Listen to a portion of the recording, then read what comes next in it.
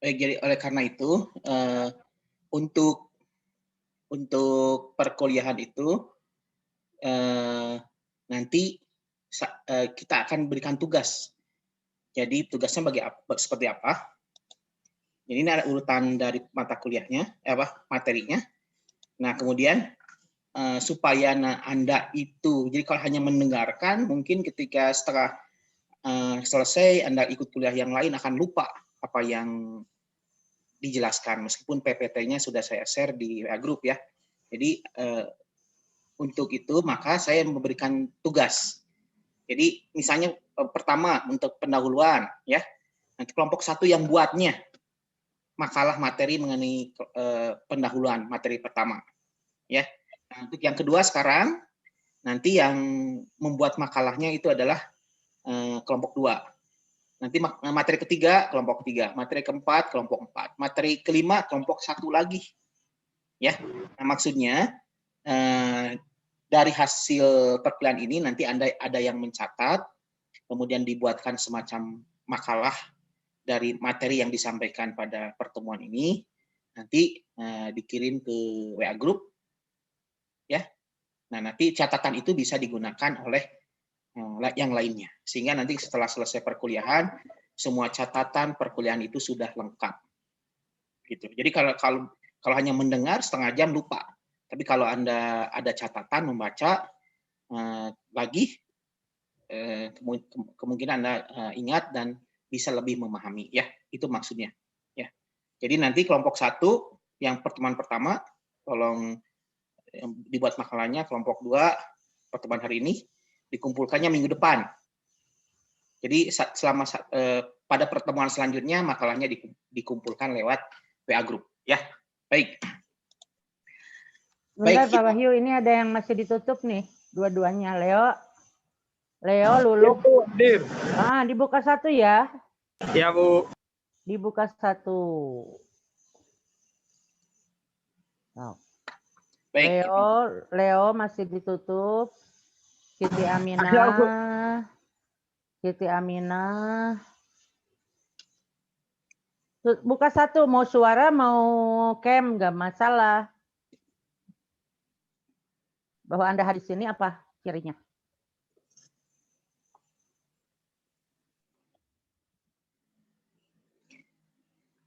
Baik, kita lanjutkan ya. Jadi ini saya ulang sedikit mengenai apa yang materi di pendahuluan saya sampaikan, bahwa AMDAL ini merupakan salah satu strategi bagaimana proses pembangunan kita itu sesuai dengan konsep pembangunan berkelanjutan, di mana pada konsep pembangunan berkelanjutan itu tujuannya adalah untuk memenuhi kesejahteraan generasi sekarang yang secara seimbang dan harmonis tanpa mengorbankan generasi yang akan datang.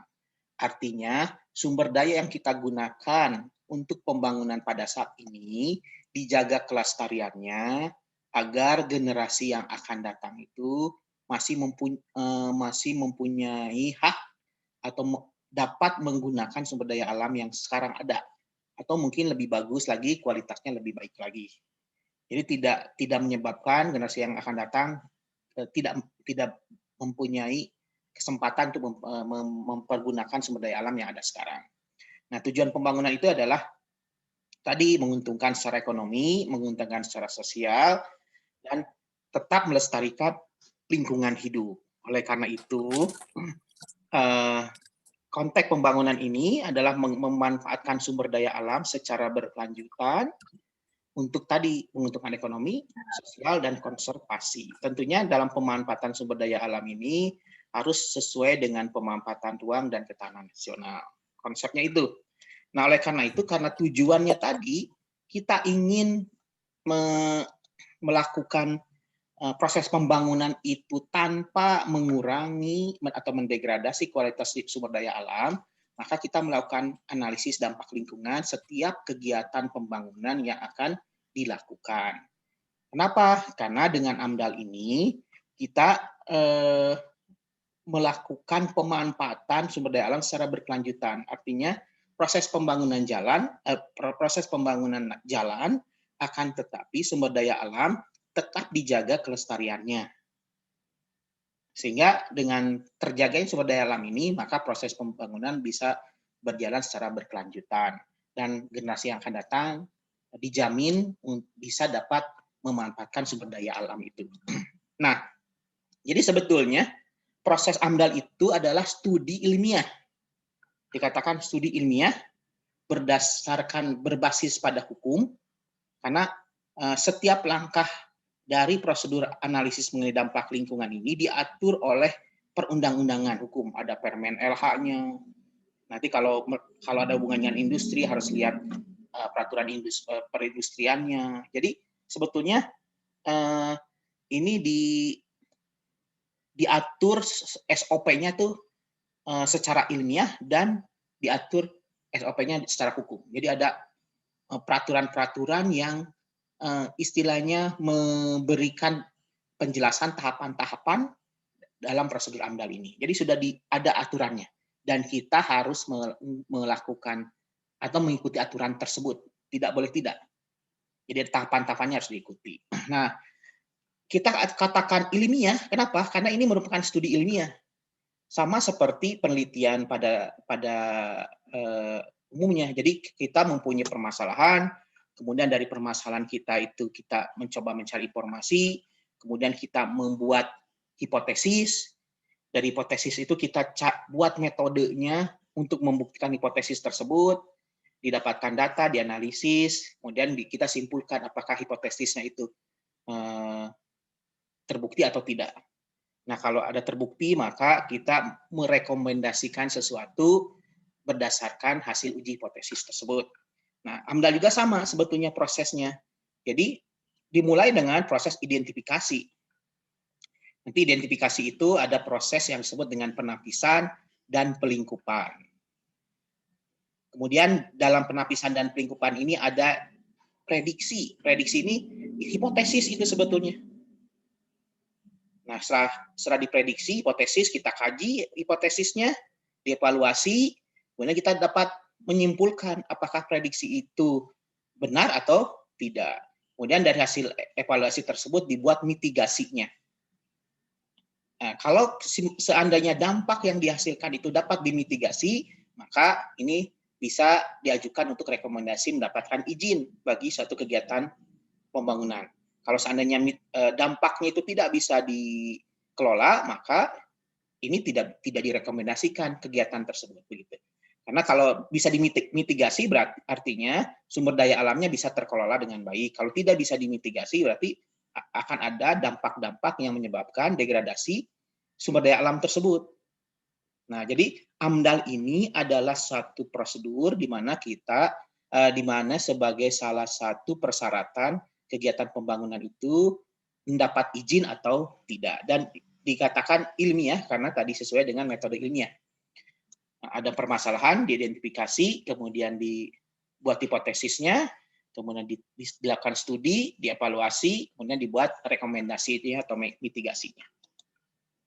Nah, jadi kalau kita berbicara prosedur AMDAL, ini diatur dalam perundang-undangan. Jadi ada surat keputusan Menteri Lingkungan Hidup, nanti diturunkan menjadi surat keputusan gubernur, diturunkan lagi menjadi surat ke bupati dan wali kota. Ini tergantung di mana proyek itu ada. Kalau misalnya ada di kabupaten kota, maka keputusan dari kabupaten kota itu berperan. Kalau ada di beberapa kabupaten kota, berarti itu skupnya gubernur. Kalau ada di beberapa provinsi, berarti skupnya kementerian. Jadi skupnya bisa di kabupaten kota, di provinsi, atau di nasional. Nah, jadi pada prinsipnya, jadi kalau ada proses pembangunan itu, akan jadi pemrakarsa atau investment itu mempunyai keinginan untuk membuat satu kegiatan pembangunan. Bisa membuat pabrik, bisa membuat mall, bisa membuat rumah sakit. Jadi ada kegiatan pembangunan. Nah, ketika pemrakarsa itu ingin melakukan pembangunan, maka dia akan harus mendapatkan izin. Nah, salah satu persyaratan dikeluarkannya izin kegiatan tersebut adalah harus ada kajian lingkungan, dampak lingkungannya. Oleh karena itu, maka pemrakarsa ini harus membuat studi AMDAL. untuk sebagai persyaratan perizinan dari suatu kegiatan. Akan tapi ketika suatu pemakarsa itu ingin menyelenggarakan pembangunan atau kegiatan, maka ini ada proses-proses dalam prosedur AMDAL. Jadi tidak semua kegiatan itu harus diamdal, tidak. Tergantung dari jenis kegiatannya dan dampak yang dihasilkan. Jadi nanti ada proses yang disebut dengan penapisan. Nanti kita akan jelaskan apa itu penapisan. Nanti dari penapisan ini ada yang masuk ke dalam kategori kegiatan yang harus diamdal, ada kategori yang tidak perlu diamdal. Kalau yang tidak perlu diamdal, langsung saja dia membuat UKL dan UPL. UKL itu adalah upaya pengelolaan lingkungan dan UPL itu adalah pemantauan lingkungan. Jadi ini biasanya dampaknya tidak penting dan tidak besar, sehingga dampak lingkungan yang muncul itu cukup dengan upaya pengelolaan lingkungan dan upaya pemantauan lingkungan. Jadi ini adalah mengantisipasi dampak lingkungan yang dihasilkan, tapi juga harus pemantauannya di mana, bagaimana. Jadi pengelolaannya dan bagaimana cara memantaunya supaya tidak muncul dampak-dampak yang negatif dari hasil kegiatan tersebut. Nah, kalau yang diamdal, jadi nanti ada penapisan itu nanti ada beberapa tahapan. Jadi ada yang menggunakan Kemenlh nomor 5 tahun 2000, ini kan tahun 17 dari tahun 2001 diperbaiki, direvisi, jadi ada peraturan Menlh nomor 5 tahun 2012. Nanti ada daftar list kegiatan-kegiatan yang wajib diamdal. Kalau tidak ada masuk ke dalam kegiatan yang wajib diamdal, jadi nanti dilihat kegiatannya apa. Apakah termasuk kategori wajib diamdal? Nanti di dalam Permen LH ini ada daftar, ada list kegiatan-kegiatan yang wajib diamdal. Nah, kalau tidak masuk ke dalam wajib diamdal, dia bisa masuk kepada kelompok kegiatan yang tidak wajib diamdal. Tapi sebelum masuk kegiatan yang tidak wajib diamdal, ini akan diidentifikasi dulu kegiatannya apa. Karena ada kemungkinan meskipun tidak masuk diamdal, tidak termasuk kegiatan yang harus diamdal, yang wajib diamdal, tapi ada kemungkinan dampak-dampak penting yang mungkin muncul dari kegiatan tersebut. Maka itu nanti akan dianalisis apakah akan ada dampak penting yang muncul atau tidak. Kalau tidak ada, berarti masuk ke dalam amdal kegiatan yang tidak diamdal. Kalau yang ada berarti masuk ke yang dipersyaratkan diamdal. Nanti saya akan jelaskan. Nah, nanti kalau yang sudah dimasuk ke dalam persyaratan diamdal, ini nanti permakarsa itu wajib melakukan studi amdal dengan meminta bantuan lembaga yang kredibel dan sifatnya independen. Kenapa independen? Karena lembaga ini harus melakukan studi amdal dengan baik dan dia melakukan rekomendasinya tanpa dicampuri kepentingan dari pemakarsa. Jadi berdasarkan hasil studi amdal itulah dia tuh harus merekomendasikan. Nah, dan pramakarsa itu harus melakukan pengumuman kegiatan kepada masyarakat. Nanti dilakukan penyusunan AMDAL. Nah, nanti dalam sebelum penyusunan AMDAL ini yang ada nanti muncul pelingkupan. Karena hasil pelingkupan itulah nanti yang akan dituangkan dalam kerangka acuan AMDAL. Kerangka acuan AMDAL ini adalah semacam proposal studi AMDAL yang akan dilakukan. Kenapa pelingkupan itu perlu dilakukan? Karena supaya studi AMDAL yang dilakukan itu tepat sasaran. Tepat sasaran dalam artian dapat mengidentifikasi dampak penting yang sesuai dengan kegiatan yang akan dilakukan. Jadi fokus pada dampak penting yang akan terjadi. Jadi makanya ini diperlukan proposal studi AMDAL atau kerangka acuan AMDAL. Nanti ada penilaiannya oleh tim penilai AMDAL, dari masyarakat juga ada. Kemudian setelah itu nanti mungkin ada revisi perbaikan, baru kalau sudah disetujui maka dilakukan studi AMDAL, kemudian dilakukan penyusunan AMDAL, RKL, dan RPL. Nanti kita akan bahas di materi selanjutnya, di minggu-minggu selanjutnya. Jadi ini. Nah, yang akan kita bahas adalah pada sisi penapisan dan pelingkupan. Jadi ini penapisan dan pelingkupan ini adalah materi utama yang akan digunakan sebagai acuan untuk membuat kerangka acuan AMDAL, proposal AMDAL. Jadi dari hasil penapisan, dari hasil pelingkupan, ini akan dibuat kerangka acuan AMDAL-nya. Nah sekarang, sebetulnya dalam kegiatan AMDAL ini, sesuai dengan SOP-nya, PP 27 tahun 99, bahwa studi AMDAL itu harus terukur dan terjadwal. Jadi ada penjadwalannya. Dibuat ke AMDAL, ini sampai komisi penilaian itu 75 hari. Kemudian AMDAL-nya di komisi penilaian 75 hari maksimal, baru ada keputusannya. Jadi ada prosedur waktu yang harus diikuti dalam studi AMDAL. Nah, sekarang kita mulai di penapisan. Jadi ketika satu pemrakarsa itu mempunyai rancangan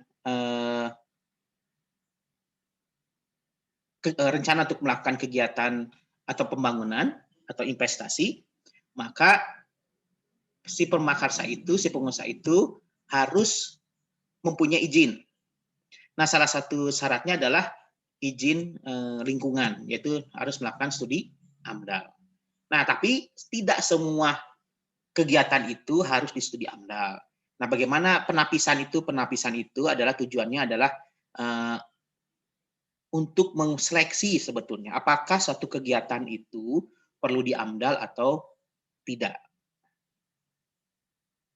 Nah, itu merupakan suatu seleksi untuk memilah-milah itu. Nah, pada saat langkah awal, bagaimana AMDAL itu dilakukan penapisan. Jadi ini berdasarkan pada Permen LH tahun 5 tahun 2012. Nah, nanti ketika menyampaikan izin, pemrakarsa itu akan menjelaskan mengenai deskripsi rencana kegiatan. Nah, kemudian nanti dari situ maka dilihat pada lampiran 1 apakah dia termasuk daftar kegiatan yang ada di lampiran 1 atau tidak. Kalau ada berarti sudah wajib AMDAL. Kemudian nanti kalau misalnya dia tidak termasuk ke dalam daftar lampiran ini, maka dilihat lagi nanti apakah dia berada di daerah kawasan lindung, apakah dia menghasilkan dampak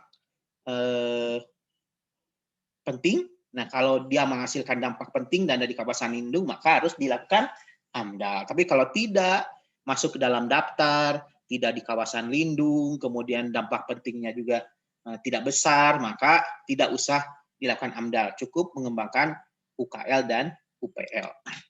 Jadi begini penapisannya. Jadi ada tingkat 1 tadi melihat dari daftar. Kalau misalnya dia termasuk ke dalam daftar, maka langsung wajib AMDAL kelompok 1. Tapi kalau dia tidak masuk daftar, tapi diragukan mungkin akan ada muncul dampak penting, maka masuk kelompok 2. Ada penapisan tingkat kedua, dilihat apakah menghasilkan dampak penting atau tidak. Kalau menghasilkan dampak penting harus AMDAL. Kalau tidak, maka tidak perlu AMDAL. Jadi kelompok 3 ini yang tidak mempunyai dampak penting, tidak perlu AMDAL, ya cukup UKL dan UPL yang dikembangkan. Jadi di sini kalau kita lihat berdasarkan Permen 5 tahun 2012, jadi dilihat di lampiran 1, kalau masuk berarti AMDAL. Kalau tidak di lampiran 3, kalau tidak cukup UKL dan UPL. Kalau ya dilihat lagi dampak pentingnya ada atau tidak. Apakah dia di kawasan lindung atau tidak. Jadi kalau bukan berarti tidak wajib. Kalau ada berarti masuk wajib AMDAL. Nah, jadi ketika proses rancangan kegiatan itu akan dimulai, berarti di sini pemrakarsa itu harus membuat proposal kegiatan. Nah, kemudian dari proposal kegiatan ini sebagai bahan untuk dilakukan penapisan. Apakah dia wajib AMDAL ataukah dia tidak wajib AMDAL, maka dibuat UKL, UPL, penyusunan UKL, UPL, dan seterusnya. Nanti dari sini ke perizinan. Nah, kalau yang wajib AMDAL, maka tahap selanjutnya setelah penapisan itu adalah pelingkupan. Nah, dari pelingkupan ini nanti berkonsultasi dengan komisi, dengan masyarakat, dengan tim penilai, dibuat KA AMDAL, maka dilakukan penilaian AMDAL. Dinilai lagi oleh komisi, oleh masyarakat, di penilaian layak atau tidak layak. Kalau layak, maka diberikan perizinan. Jadi kalau kita lihat, tadi sudah dijelaskan ini hanya lebih detailnya saja untuk melihat apakah suatu kegiatan itu lebih wajib AMDAL atau tidak ya. Nah, daftar kegiatannya ada di mana di sini? Nanti saya belum share ya itunya. Nanti saya share. Jadi ada di daftar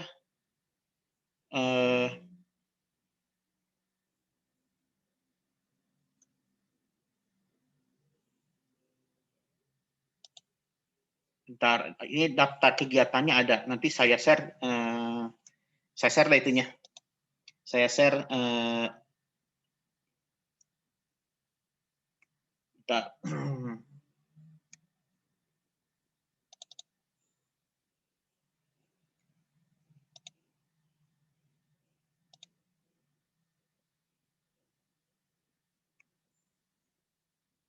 suara saya kedengaran? Ada, Pak. Jelas, Pak, ada. Oke. Nanti kalau tiba-tiba suaranya hilang, kasih tahu ya. Iya, Pak, siap. Baik, Pak. Bentar.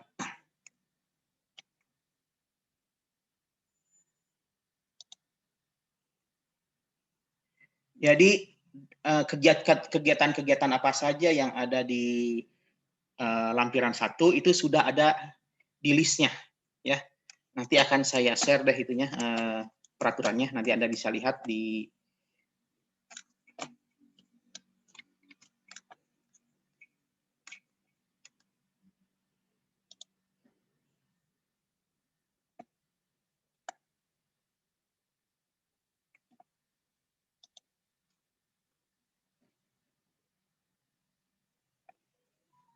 bentar nih agak ngeheng.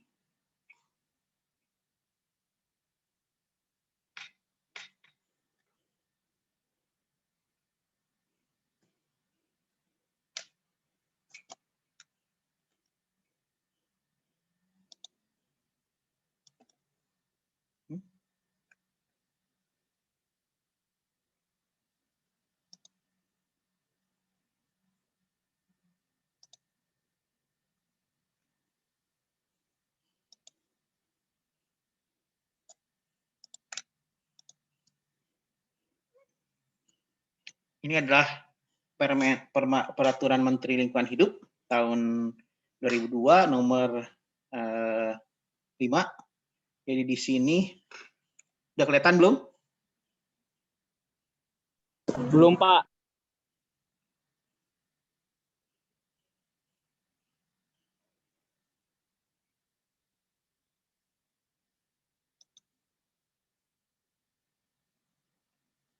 Belum ya.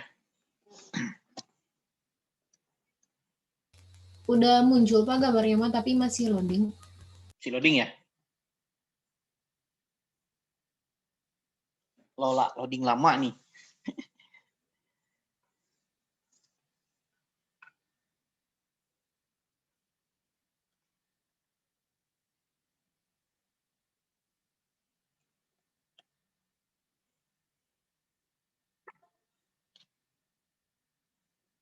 Oke, sambil nunggu munculnya ini ada yang ditanyakan mengenai penapisan.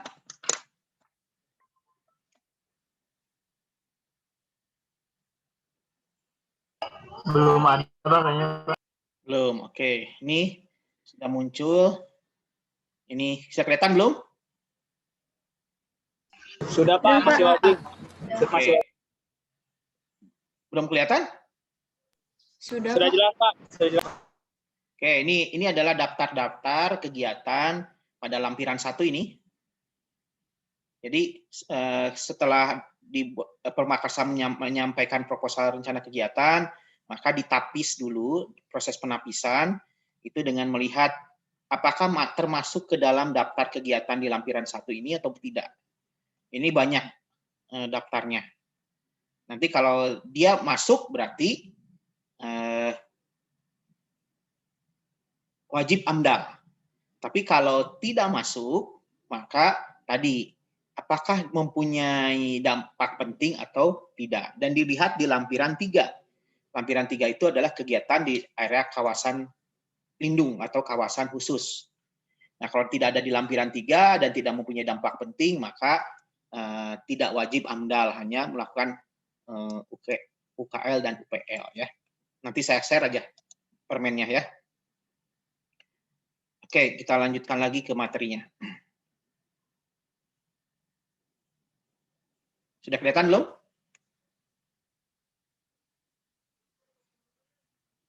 Halo. Belum, Pak. Lagi loading, Pak. Nah, sekarang sudah. Oke.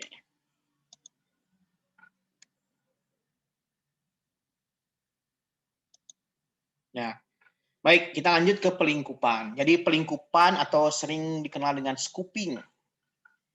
Nah, pelingkupan itu adalah tujuannya adalah untuk memfokuskan studi AMDAL kita itu bagaimana. Jadi ada beberapa pertanyaan. Apa yang harus dikaji? Jadi pelingkupan itu menjawab 4 pertanyaan ini. Apa yang harus dikaji? Bagaimana mengkajinya? Kapan kajian harus dilakukan? Siapa yang kompeten untuk melakukan kajian ini? Karena studi AMDAL itu sifatnya site spesifik.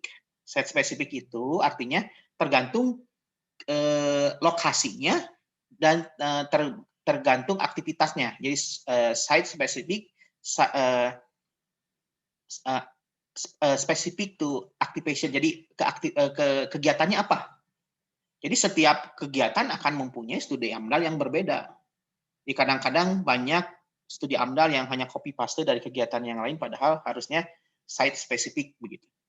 Intinya dari pelingkupan itu adalah untuk memfokuskan studi AMDAL itu dengan tujuan menjawab 4 pertanyaan.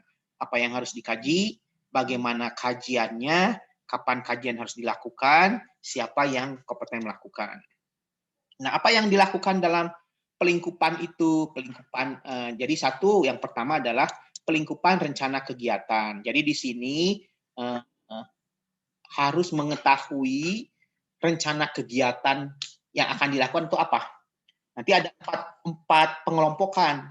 Ada prakonstruksi, pada saat konstruksi, pada saat operasi, dan pasca konstruksi. Jadi ada pelingkupan rencana kegiatan itu ada di 4 kriteria, 4 fase. Prakonstruksi berarti sebelum pembangunan, konstruksi pada saat pembangunan, operasi pada saat pelaksanaan kegiatan, dan pasca konstruksi adalah setelah konstruksi apa yang harus dilakukan. Nah, kemudian ada pelingkupan bidang komponen lingkungan. Nah, ini yang disebut dengan rona lingkungan awal. Jadi nanti pada pelingkupan ini dijelaskan bagaimana kondisi lingkungan awal sebelum kegiatan. Nah, berdasarkan kondisi lingkungan hidup awal sebelum kegiatan dan rencana kegiatan itu, maka kita bisa memprediksi. Kondisi awalnya kita ketahui, kegiatan yang akan dilakukan kita ketahui. Nah, berdasarkan itu maka kita bisa mengidentifikasi dampak potensial apa yang akan muncul berdasarkan lingkungan awal dan kegiatan yang akan dilakukan yang kemungkinan besar akan mengubah rona lingkungan awal itu. Nah, disitulah kita memprediksi itu. Dampak potensialnya apa? Dampak potensial itu apa? Dampak-dampak yang mungkin terjadi akibat perubahan rona lingkungan awal oleh rencana kegiatan yang akan dilakukan.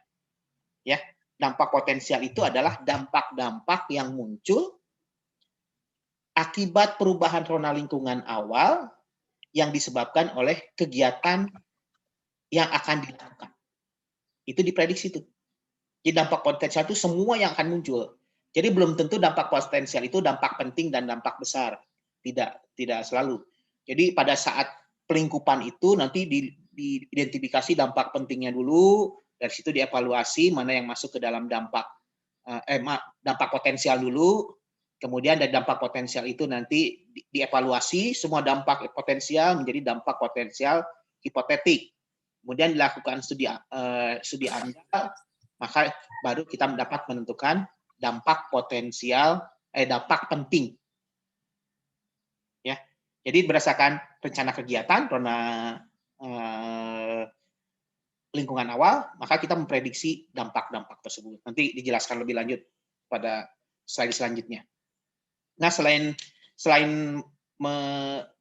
pelingkupan di rencana kegiatan, pelingkupan di komponen lingkungan, juga pelingkupan ruang batas wilayah studi. Jadi kita harus juga menentukan bagaimana luas studi yang akan dilakukan di studi AMDAL itu.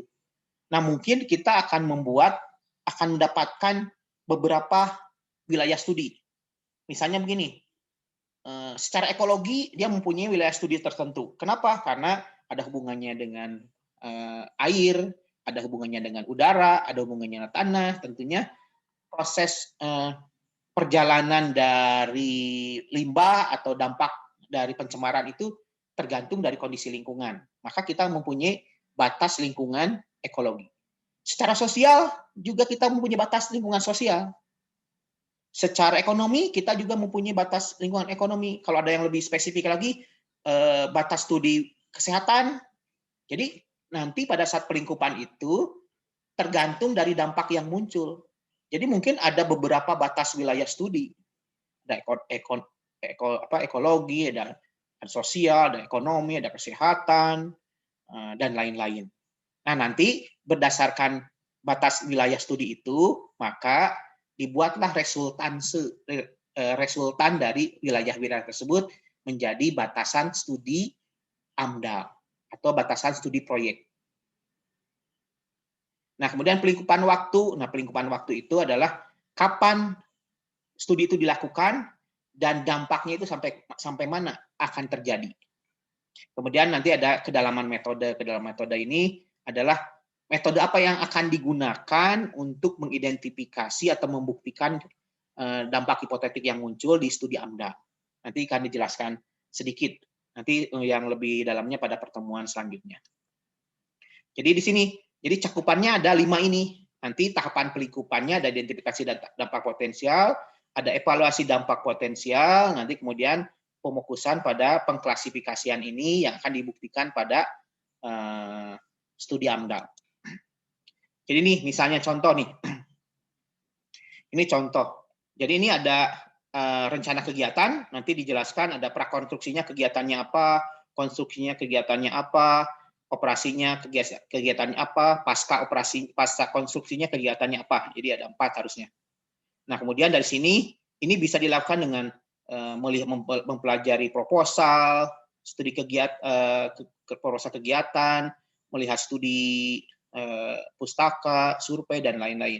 Kemudian ini ada ronak lingkungan awal. Bagaimana kondisi lingkungan awal itu secara fisika, biokimia, secara fisika, kimia, biologi, sosial, budaya, kesehatan masyarakat dan lain-lain. Nah, berdasarkan rencana ini dengan ronak lingkungan awal, maka kita mengidentifikasi dampak potensial. Jadi pada kegiatan ini kita mengidentifikasi semua dampak, baik yang terkecil sampai yang terbesar. Semuanya diidentifikasi berdasarkan hipotesis dari data ronak lingkungan awal dan rencana kegiatan. Ya semuanya di list, didaftar dampak potensial yang muncul itu. Dari yang dampaknya kecil sampai dampaknya besar. Ini nanti ada masukan dari masyarakat, ada masukan dari tim penilai dan lain-lain. Dari tenaga ahli dan macam-macam, dari pengamat lingkungan dan macam-macam. Jadi di list, dibuat daftarnya dampak potensial itu.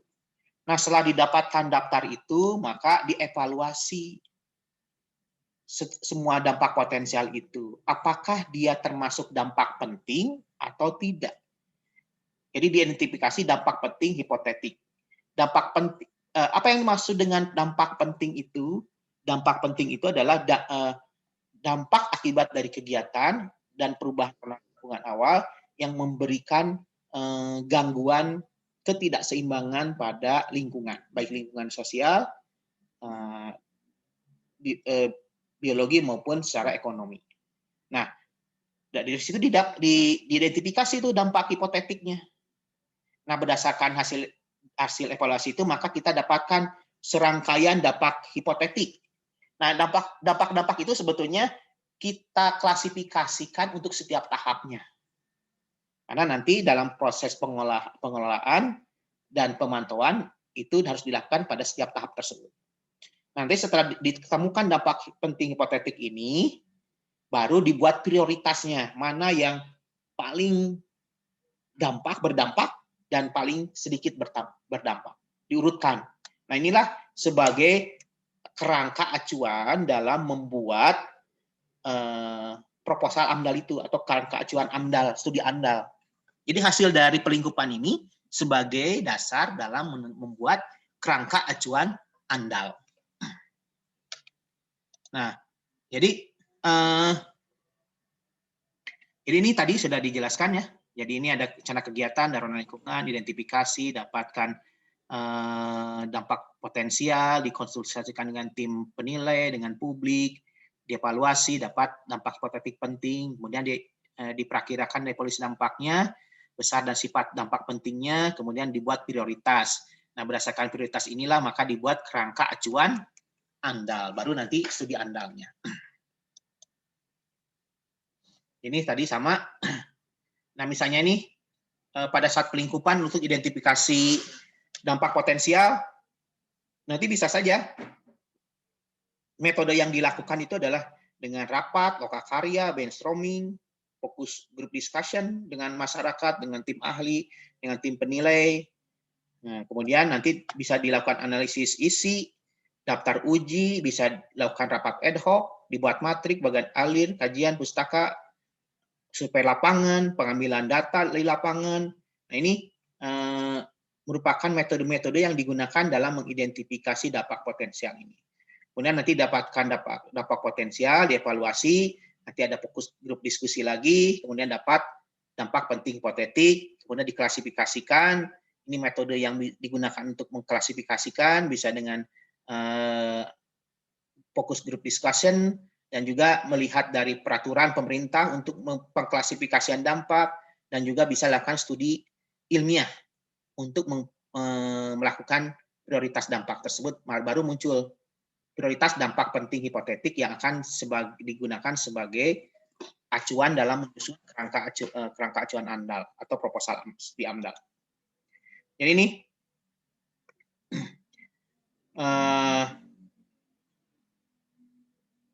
kegiatan pelingkupan yang sesuai dengan Permen 8 tahun 2006. Jadi ada deskripsi kegiatan.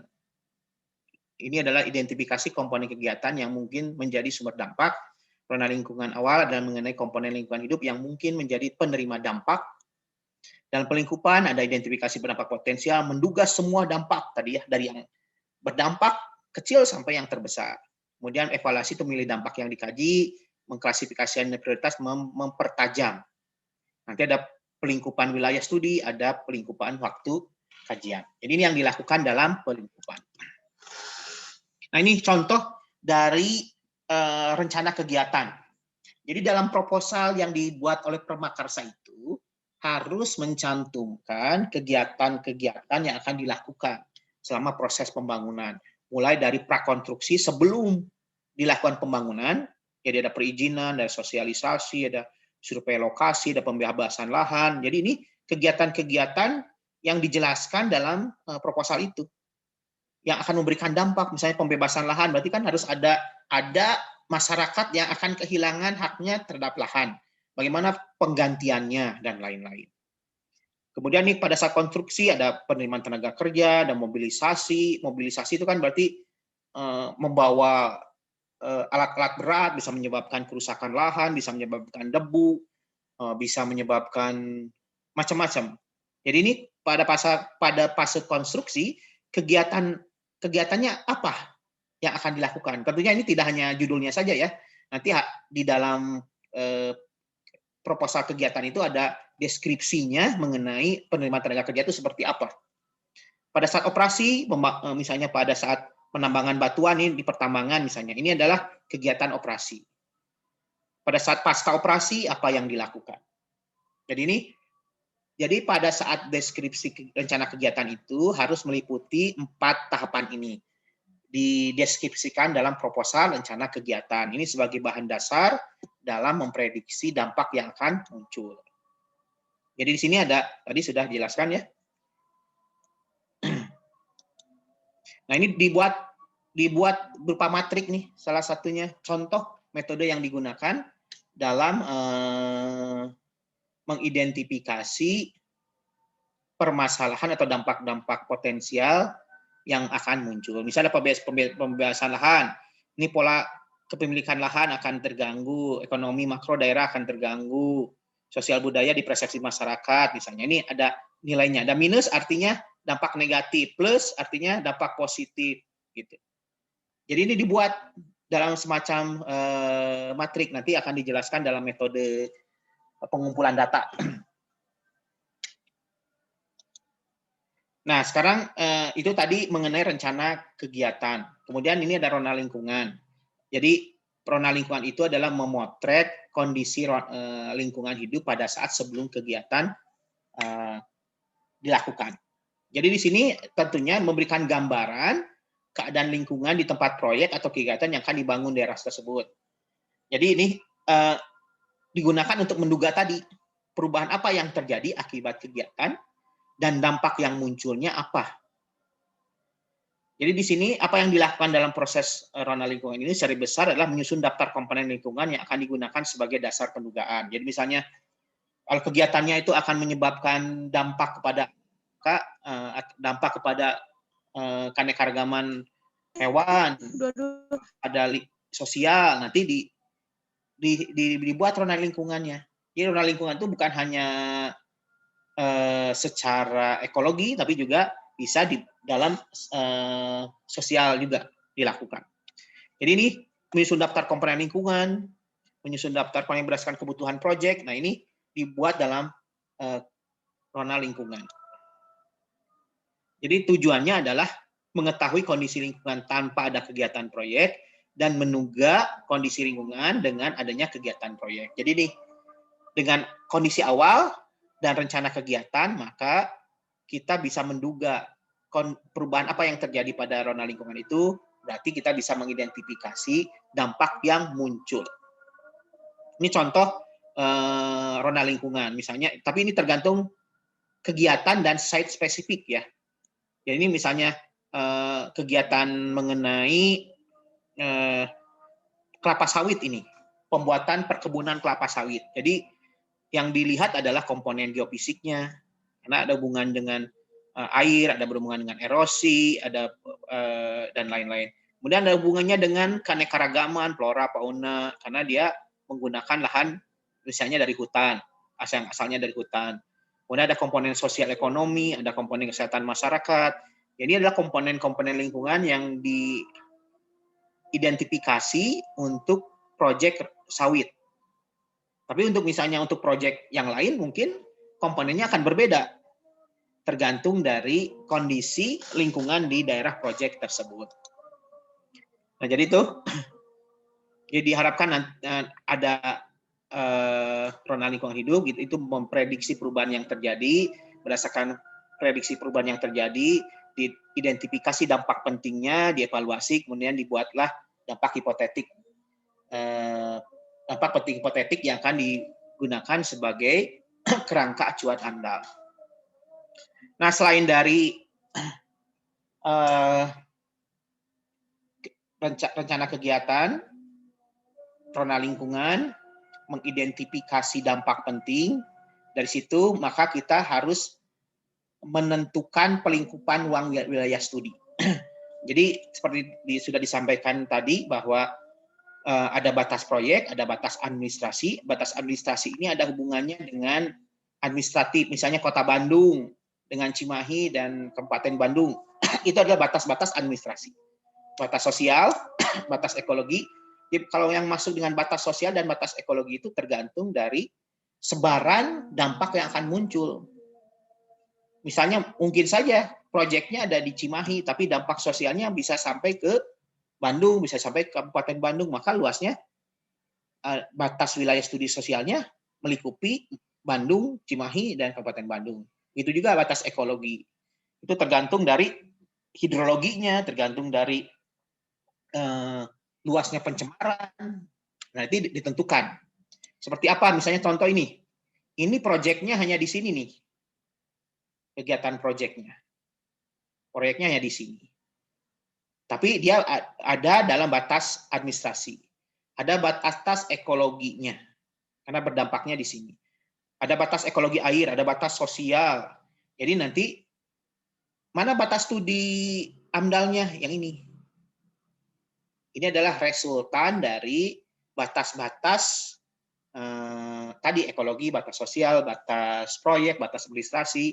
Jadi harus melingkupi semua batas-batas tersebut. Jadi inilah luas pelingkupan batas studi itu. Ini contoh yang lain, misalnya apa yang terjadi kalau seandainya membuat pabrik, di mana pabrik itu menghasilkan pencemaran udara. Kan biasanya lewat cerobong tuh. Nah, bagaimana pola penyebaran pencemaran udara itu dimodelkan. Dibuat pemodelannya. Nah, ini luasan dari penyebaran pencemaran udara itu dijadikanlah sebagai batas wilayah studi. Begitu. Jadi misalnya kalau yang berhubungan dengan udara, berhubungan dengan air, biasanya proses perjalanan limbah itu akan mengikuti medianya. Tentunya ini harus dimodelkan untuk memprediksi luasan wilayah dari studinya. Ini contoh yang lain untuk penentuan wilayah studi. Jadi ini proses pelingkupannya, jadi deskripsi kegiatan, zona lingkungan, scoping, pelingkupan, nanti didapatkan identifikasi dampak potensial, dievaluasi, klasifikasi prioritas, dapat lingkup studi. Nah, dari lingkup studi inilah maka dibuat, ini adalah komponen kegiatan yang harus ditelaah, komponen lingkungan hidup yang potensial yang terkena dampak, masalah lingkungan akan terkena dampak, penentuan wilayah studi, metode, lingkup pakar, lingkup waktu, dan studi, ini sebagai bahan dalam membuat kerangka acuan AMDAL. Nah, ini metodenya, metode yang tadi nanti akan dijelaskan dalam pertemuan nanti. Apa yang masuk dengan studi pustaka, apa yang masuk dengan metode pendekatan sosial, analogi itu apa, daftar ujian itu apa, matrik interaksi, bagan alir, analisis interaksi kelompok, dan lain-lain, itu nanti akan dijelaskan pada materi metode pengumpulan data. Jadi ada metode-metode yang digunakan dalam proses pelingkupan. Nah, ini tadi sudah ya mengenai batas wilayah. Jadi hasil dari pelingkupan itu termasuk juga ke dalam konsultasi dengan publik di sini. Nanti dari hasil ini dibuat KA, kerangka acuan AMDAL, nanti dinilai lagi pada proses selanjutnya.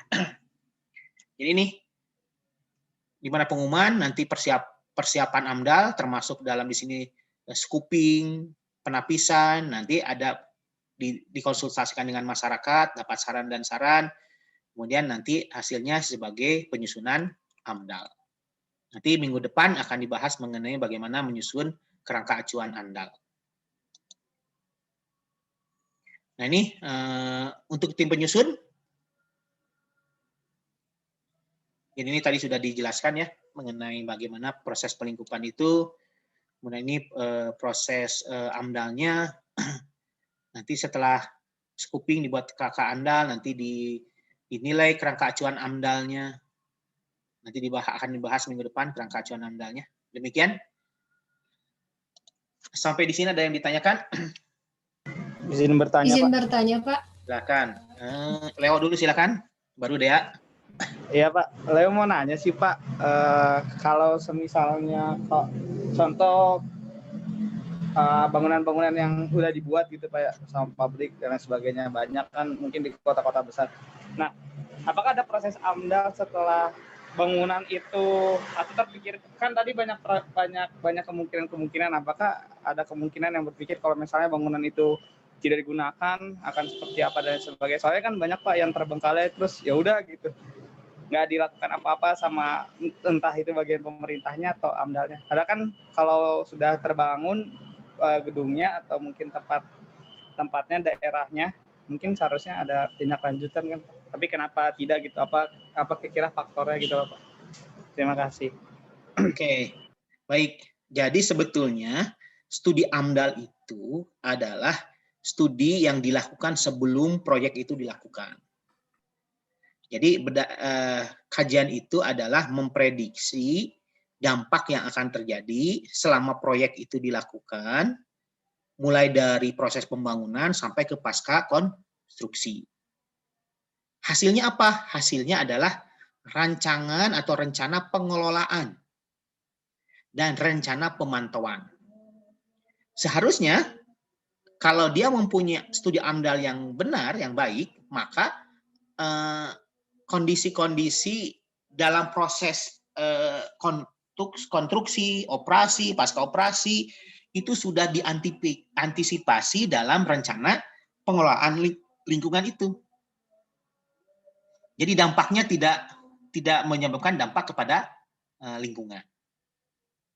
Nah, kalau seandainya tidak lengkap dalam rencana pengolahan lingkungan itu, artinya studi AMDAL-nya bisa saja kurang baik, sehingga pada suatu saat harus direvisi si pengelolaan lingkungannya.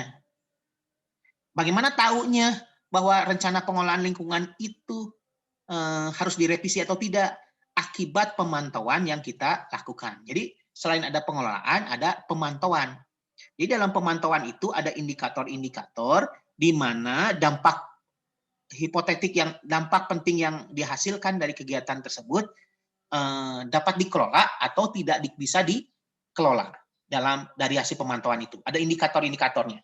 Nah, ketika pemantauan itu mendeteksi tidak bisa dikelola dengan apa yang sudah dirancang dalam rancangan pengelolaan lingkungan itu, maka ini harus direvisi rencana pengolahannya agar bisa mengelola. Jadi rencana pengolahan lingkungan, rencana pemantauan lingkungan itu adalah hasil dari studi AMDAL agar dampak-dampak yang muncul akibat kegiatan itu bisa diantisipasi.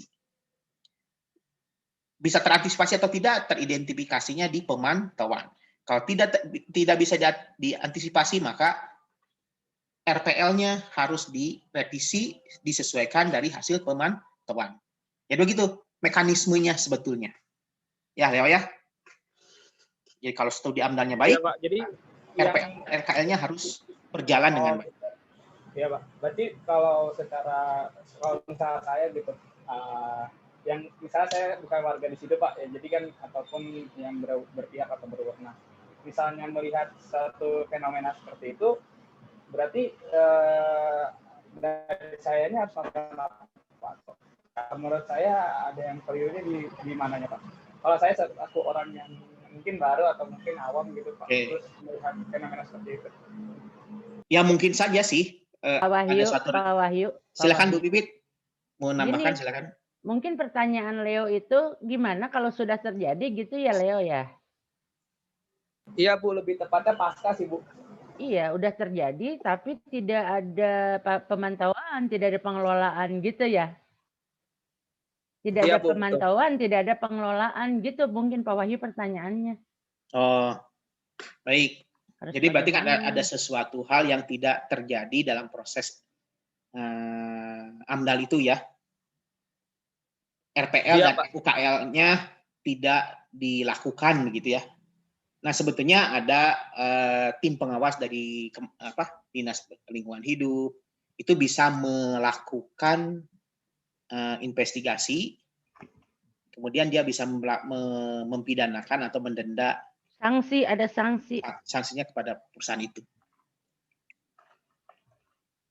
Jadi itu adalah mekanisme pengawasan yang dilakukan oleh pemerintah. Jadi itu pun berdasarkan dari UKL dan UPL yang dibuat. Jadi UPL dan UKL itu dilakukannya oleh Pemrakarsa, diawasinya oleh dinas terkait. Tergantung dari proyeknya. Kalau skala kabupaten kota berarti dinas lingkungan hidup kabupaten kota yang melakukan pemantauan. Kalau di provinsi dinas provinsi, kalau nasional berarti Kementerian Lingkungan Hidup. Begitu. Nanti kalau tidak sesuai dengan UKL dan UPL yang dilakukan, maka dapat kena sanksi, bisa pidana, bisa perdata. Begitu, Leo. Baik, Bapak, terima kasih banyak. Silakan, Dea. Tadi ada pertanyaan? Iya Pak, kayaknya udah mirip-mirip kayak yang Leo. Tadi kan kalau misalkan kegiatannya dia berdampak penting, berarti dia perlu diamdalkan, sedangkan yang tidak dia dialihkan ke UPL dan UKL. Nah, bentuk dari UPL dan UKL itu tuh apakah harus ada kajian-kajian terus ngasilin dokumen kayak amdalnya lagi, atau cuma studi lapangan langsung aja gitu Pak? Oke, baik. Bagus pertanyaannya. Jadi kalau yang wajib amdal itu, maka biasanya dampak yang muncul itu adalah dampak yang kompleks. Oleh karena itu perlu ada kajian studi yang detail. Sehingga nanti ketika UKL dan UPL yang dikembangkan pun itu pasti lebih kompleks, lebih rigid. Nah, sedangkan kalau yang proyek yang tidak wajib amdal, itu biasanya dampak pentingnya itu tidak besar. Sehingga bisa dilakukan langsung dengan UKL dan UPL. UKL dan UPL itu sebetulnya sama dengan RPL dan RKL sebetulnya. Karena kegiatannya itu misalnya skalanya kecil, dampaknya tidak terlalu besar. Misalnya gini, yang tidak termasuk dalam wajib amdal itu adalah pabrik tahu misalnya. Pabrik tahu kan tidak masuk amdal, tapi dia mempunyai dampak dari limbah yang dihasilkan. Cukup melakukan UPL dan UKL. Jadi bagaimana usaha pengelolaan lingkungannya, limbahnya mau diapakan, harus dilakukan studi. Tapi studinya itu sifatnya lebih sederhana dibandingkan studi amdal. Karena mungkin dampaknya hanya 1, 2, 3 gitu. Kalau amdal mungkin dampaknya bisa puluhan. Bisa banyak, tapi kalau misalnya yang tidak wajib amdal, bisa saja dampaknya hanya limbah tahunya, jumlah air yang diambil digunakannya, begitu. Jadi simple permasalahannya, sehingga langsung bisa dibuat UKL dan UPL, begitu. Ya. Oh iya Pak. Terus tadi mirip sama pertanyaan Leo. Kalau misalkan nih udah ada amdalnya, terus udah jalan juga sih proyeknya, tapi ternyata terus sudah dilakukan tadi pengelolaan dan pemantauan, tapi ternyata ada dampak yang apa ya? Bukan tidak terduga, ada dampak lain selain yang udah diperhitungkan di awal. Itu gimana Pak? Direvisi lagi kah atau gimana gitu Pak? Iya, berarti ada proses revisi. Betul. Jadi kalau ada dampak yang ternyata tidak tercover di RPL dan UKL, berarti kan memang dari studi amdalnya ada kekurangan. Tapi tidak harus studi amdal lagi. Cukup melakukan revisi UKL dan RPL-nya. Oh iya, baik Pak. Terima kasih Pak. Ya, sama-sama. Ada lagi? Silakan, ada yang tanyakan lagi? Izin bertanya, Pak. Silakan, Siti. Ya, mau nanyain kan nyambung ke pertanyaan Leo dan Dea sih. Jadi kalau misalkan nih dari sebuah perusahaan misalkan udah membangun seperti itu ya, sedangkan ya amdalnya juga sudah dikeluarkan, namun misalkan udah 10 tahun kemudian dari pihak misalkan pabriknya atau itunya tuh dia membangun lagi. Nah, itu tuh apakah bisa dilakukan ataupun ada nggak kayak misalkan dari pihak amdalnya itu tuh dia suka mengontrol kayak gitu Pak? Oke, misalnya ada suatu kegiatan, proyek bikin rumah sakit, kemudian rumah sakitnya itu setelah berjalan 10 tahun dia akan menambah kapasitasnya atau memperluas. Apakah itu wajib amdal? Wajib amdal, karena termasuk kegiatan yang dalam lampiran Permen LH 5 tahun 2012 itu. Nah, apa yang diamdal? Yang diamdal itu adalah pengembangannya. Ya, pengembangan dari rumah sakit itu. Misalnya dia menambah kapasitas bangunannya, tentu akan dihitung jumlah limbah yang dihasilkan, apakah UPL UKL-nya. Nanti yang tujuannya nanti akan merevisi UPL dan UKL yang sudah dibuat sebelumnya. RPL dan RKL yang sudah dibuat sebelumnya, begitu. Jadi tetap harus diamdal lagi. Baik, Pak. Terima kasih. Sama-sama. Ada lagi yang tanyakan?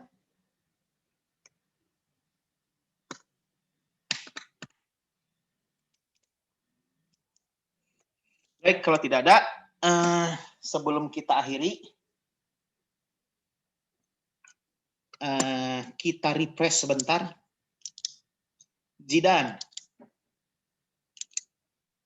apa itu penampisan? Penapisan, kalau menurut pemahaman saya yang tadi dipaparkan, jadi lebih ke seleksi, Pak, seleksi antara yang ada proyek yang harus diambil dan tidak diambil.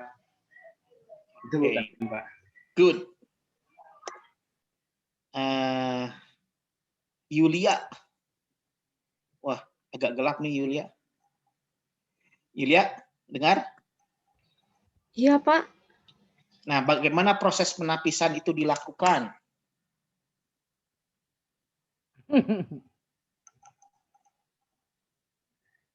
Kalau yang tidur lelenggutan ya, antara ada dan tiada, tidak bisa menyimak. Diuji kadar kengantukan, diuji jam segini tuh kalau kuliah ya. Ayo. Siap kopi Bu ya. Yang mana Yulia, silakan. Segentong. Untuk proses penapisan itu, jadi misalnya ada suatu proyek, nah habis itu dilakukan penapisan gitu. Jadi untuk menentukan apakah proyek tersebut wajib AMDAL atau enggak. Caranya?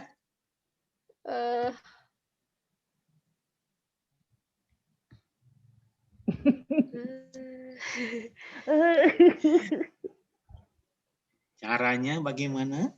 Caranya mungkin ini ya Pak, ada pemrakarsa mengisi lampiran dulu.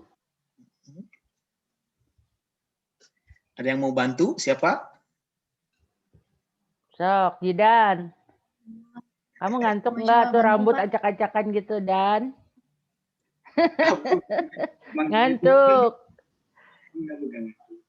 Siapa yang bantu? Rasyad. Mana Rasyad? Ya, Bu. Bisa bantu? Belum kayaknya, Bu. Belum. Kapan awalnya? Mau coba, Pak. Silakan Riki, silakan. Yang ini bukan Pak, yang identifikasi dulu, nanti dibuat prediksinya seperti apa, lalu dievaluasi, lalu dimitigasi, yang itu bukan Pak? Bukan. Pak, Nah, Nindya silakan. yang ini bukan Pak, yang pertama lihat daftar dulu di Permen LH, yang gitu Pak, lihat daftar dulu. Apakah wajib AMDAL, lalu tidak dilakukan AMDAL tapi ragu ada dampak penting dan tidak diwajibkan untuk AMDAL. Lalu jika wajib AMDAL dilakukan studi AMDAL. Lalu jika yang kategori ragu adanya muncul dampak penting dilakukan penapisan tingkat 2. Lalu nantinya ada keputusan apakah dilakukan studi AMDAL atau tidak.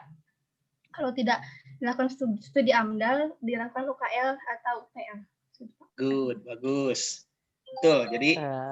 Jadi penapisan itu berdasarkan Permen LH nomor 5 tahun 2012. Masuk ke daftar yang wajib AMDAL tidak? Kalau masuk berarti wajib AMDAL. Kalau tidak, tadi tahap seleksi tahap 2, apakah dia punya dampak penting atau tidak, apakah ada di kawasan lindung atau tidak, menggunakan lampiran 3 di Permen LH nomor 5 tahun 2012. Nah, kalau masuk berarti wajib AMDAL, kalau tidak maka tidak, maka dibuat UKL dan UPL. Bagus nih dia. Lanjut ke Lulu. Mana Lulu? Saya. Nah, mana? Nah, Lulu. Oh, Lulu itu Masih perempuan. Kirain itu perempuan. Oh, dari UNES ya? Yes, Oke. Nah, apa yang dimaksud dengan pelingkupan? sepemahaman saya tadi, lingkungan itu memfokuskan studi AMDAL yang akan kita lakukan itu bagaimana, misalnya dari lingkungan wilayahnya, kemudian batas-batasnya, studi masyarakatnya, dampak-dampak apa yang akan kira-kira terjadi selama proses proyek itu. Nah, ada 4 fase, yaitu prakonstruksi, konstruksi, operasi, dan pasca operasi. Seperti itu, Pak. Good. Lanjut. Melek berarti tuh Lulu. Lanjut ke Harus melek Rizky. memang kuliah itu harus melek. Rizky tadi dengar. Rizky udah Rizky tadi belum? udah jawab, tapi Itu bukannya Rizky. Tadi mah Rizky. Rizky. Ada Rizky di sini. Mana Rizky? Ini Bu. Tak, nyalakan. Apa itu rona lingkungan awal, Rizky? Mana Rizky? Ya, ada suara saya, Pak. Ya, ada. Nah, Rizky. Rona lingkungan awal itu adalah gambaran atau keadaan lingkungan yang akan dilakukan proyek, atau jadi sebelum keadaan lingkungan sebelum proyek itu dilaksanakan, Pak. Oke, good. Melek berarti. Angela. Iya, Pak. Kalau deskripsi kegiatan proyek apa tuh? Ada fase apa saja?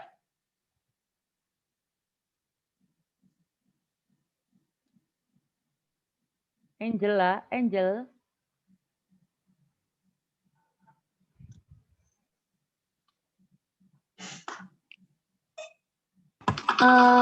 Ada prakonstruksi, konstruksi, operasi, dan pasca operasi. Rencana kegiatannya itu apa? Rencana kegiatan itu apa? Deskripsi tentang apa?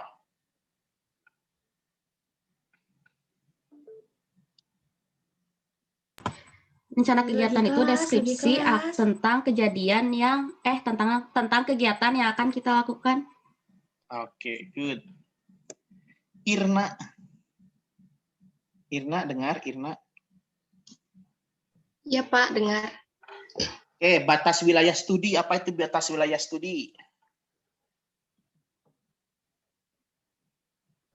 Batas wilayah studi itu jadi batas-batas yang akan dilakukan, Pak. Ada batas studi apa saja? Bagaimana menentukan batas studi?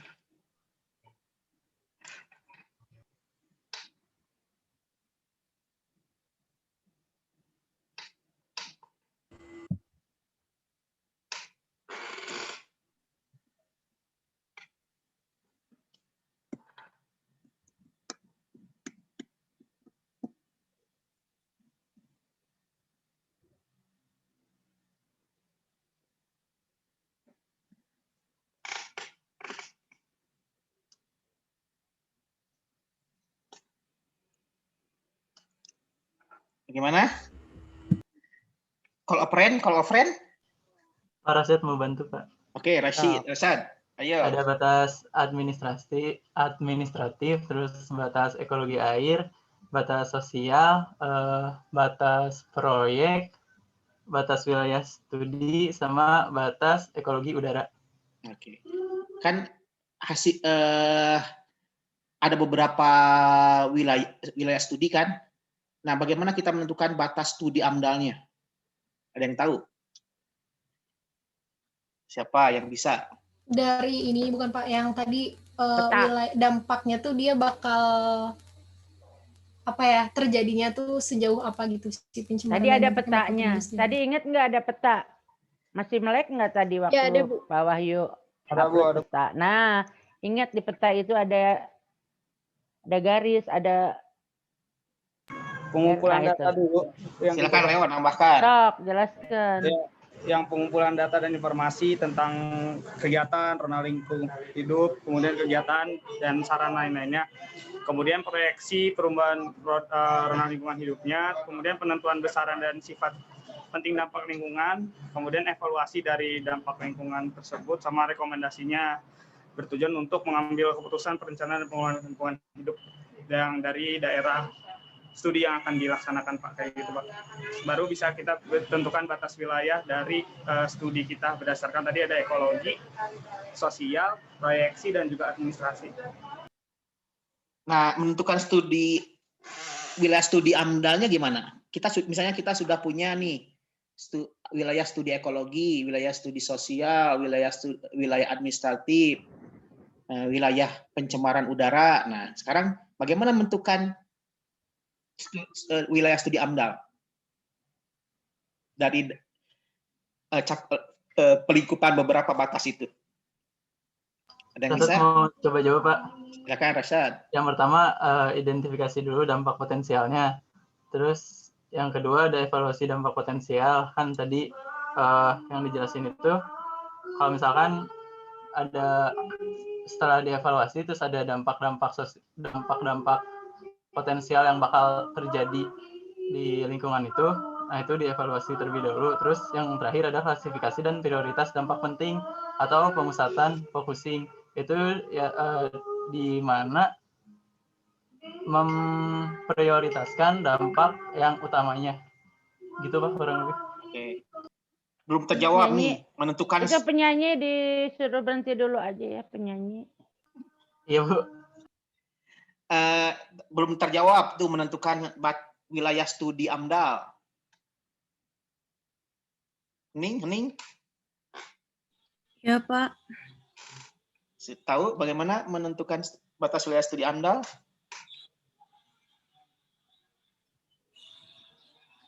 Kurang tahu, Pak. Tahu. Aini. Dengar Aini?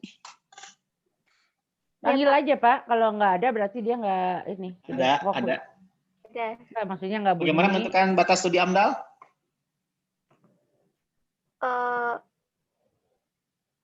Pada batas wilayah itu harus dilengkapi dengan petanya itu dengan menggambarkan batas wilayah yang proyek, kemudian ekologi, sosial, sama administratifnya.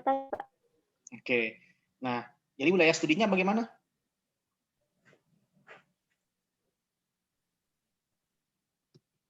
Sama tidak wilayah studi per poinnya, yang administrasi, yang ekologi, yang sama nggak?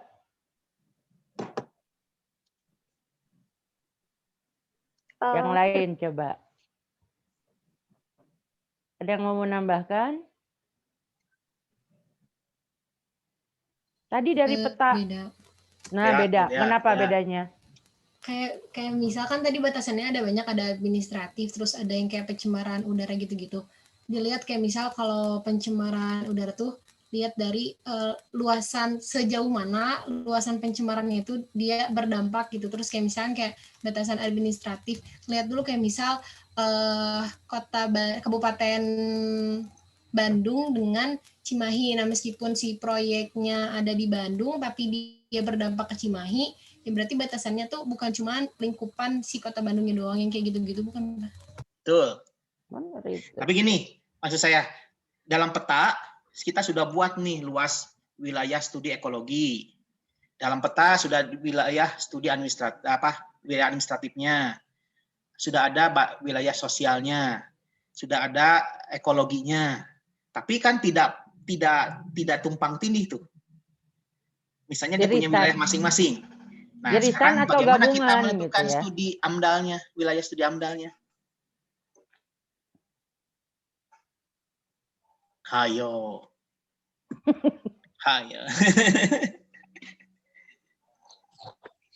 Izin menambahkan, Pak. Silakan dulu, ya silakan. Wilayah studi AMDAL itu gabungan dari beberapa wilayah studi seperti tadi administrasi, ekologi. Nah, itu semua termasuk dalam wilayah studi AMDAL. Good, bagus. Jadi wilayah studi AMDAL itu harus mencakup kan resultase dari wilayah-wilayah studi itu. Jadi harus mencakup itu. Jadi semuanya harus masuk ke dalam wilayah studi AMDAL. Good. Ya. Baik, ada pertanyaan atau tambahan dulu mungkin dari Bu Pipit, Bu Tina? Enggak, cukup. Baik, ada pertanyaan lagi? Mudah-mudahan dengan cara tanya jawab di akhir itu merefresh lagi apa yang sudah saya jelaskan. Tapi ada kemungkinan 30 menit kemudian lupa lagi.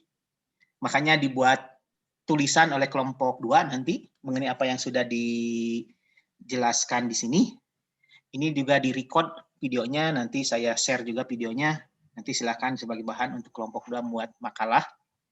Nanti hasil makalahnya tuh di-share di WA group, nanti bisa dibaca ulang ya, supaya bisa didalami lebih dipahami lagi.